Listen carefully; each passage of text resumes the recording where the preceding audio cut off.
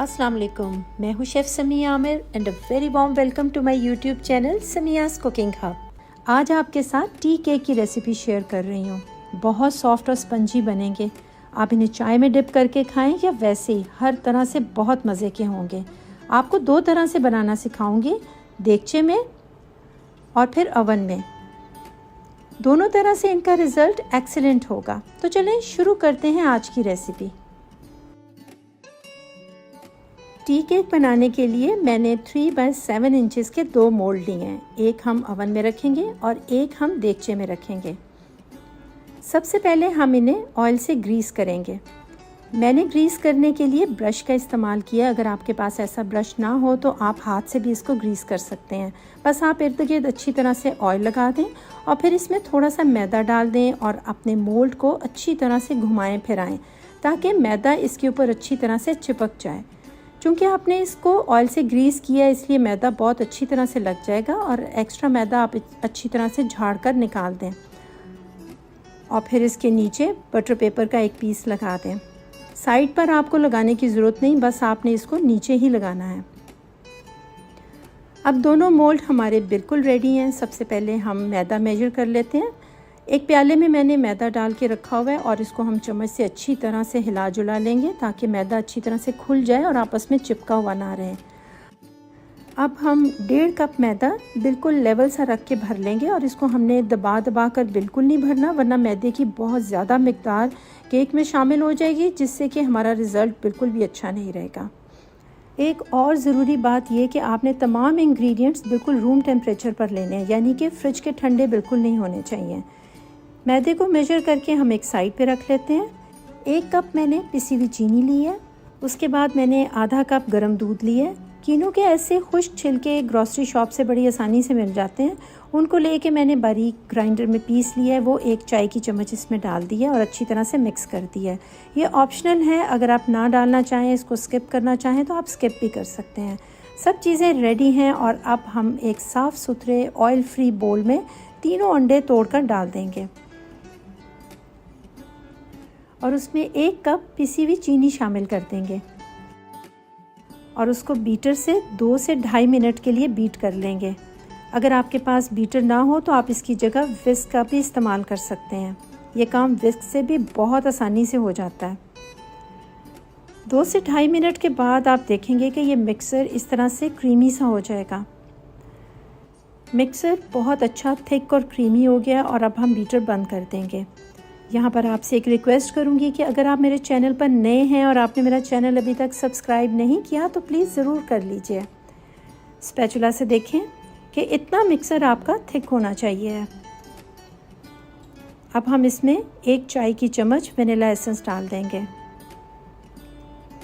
अब मैं 3/4 कप यानी जिसको आप पौना कप कहते हैं वो मैं इसमें ऑयल डाल रही हूँ।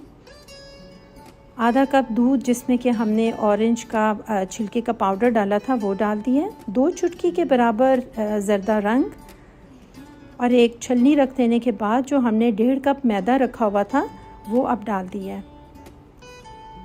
मैदे को डाल देने के बाद आप इसमें 1 टेबलस्पून बिल्कुल लेवल सा रख के बेकिंग पाउडर डाल के चम्मच से ही अच्छी तरह से मिक्स कर लें।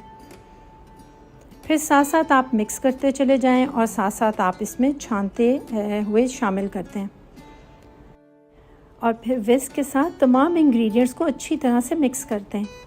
ये काम आपने 20 से 25 सेकंड के अंदर अंदर मुकम्मल कर लेना है। अगर आप ज़्यादा देर तक इसको मिक्स करते रहेंगे तो इसका रिज़ल्ट ये होगा कि मैदे में मौजूद ग्लूटेन एक्टिवेट हो जाएगा और फिर ये बैटर डो की शक्ल में आ जाएगा, यानी कि गूंदे हुए आटे की तरह हो जाएगा।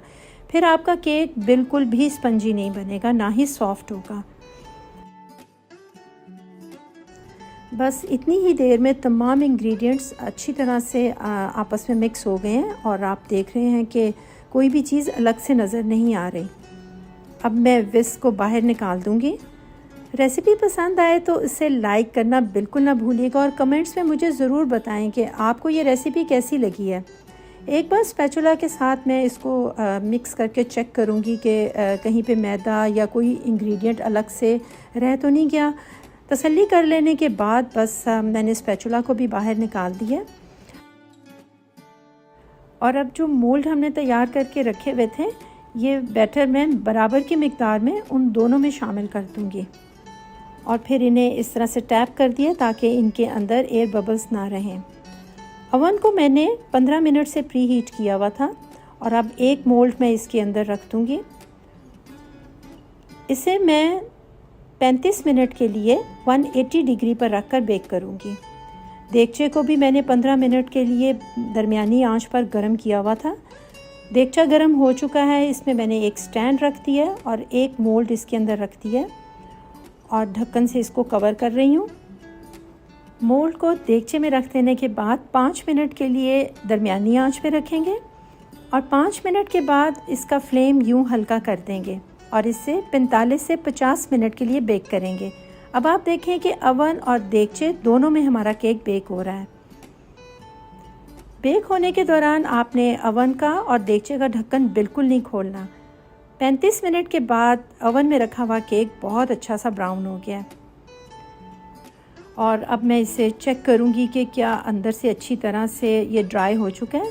वुडन स्क्यूर से मैंने देखा है तो स्क्यूर हमारा अंदर से बिल्कुल ड्राई आया है। इसका मतलब है कि केक प्रॉपरली बेक हो चुका हुआ है। अब हम इसे बाहर निकाल लेंगे। ओवन में रखा हुआ केक बेक हो चुका है और जो केक हमने देगचे में तैयार होने के लिए रखा हुआ था वो कम से कम अभी 15 मिनट और लेगा। ढक्कन आपने बिल्कुल नहीं खोलना। 50 मिनट हो चुके हैं और अब मैं इसको चेक करती हूँ तो देखें केक कितना अच्छा ब्राउन हो चुका हुआ है। स्क्यूर से मैंने इसको चेक कर लिया और अब मैं इसे बाहर निकाल लूँगी।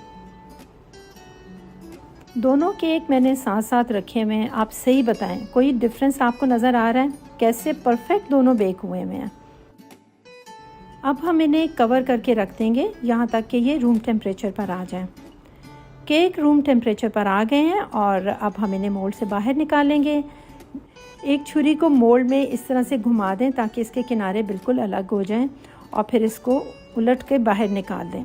तो देखें केक नीचे से भी बिल्कुल वैसे ही ब्राउन है जैसा कि ऊपर से है और इर्द गिर्द से इसका हर तरफ से एक सा कलर आया। ये देगचे में पका हुआ केक था और ये जो अभी मैं बाहर निकाल रही हूँ ये ओवन में बेक हुआ हुआ केक है और इसके नीचे से भी मैं बटर पेपर उतार रही हूँ और आप देखें कि इसका कलर भी कितना परफेक्ट है।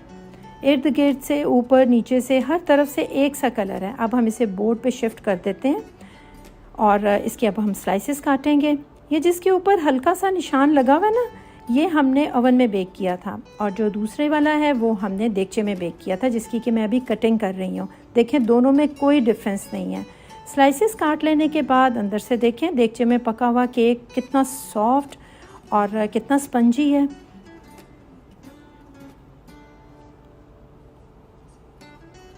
दूसरे केक के भी मैंने स्लाइसेस काट लिए हैं। ये ओवन में बेक हुआ हुआ केक है और ये भी अंदर से बहुत सॉफ्ट और स्पंजी है।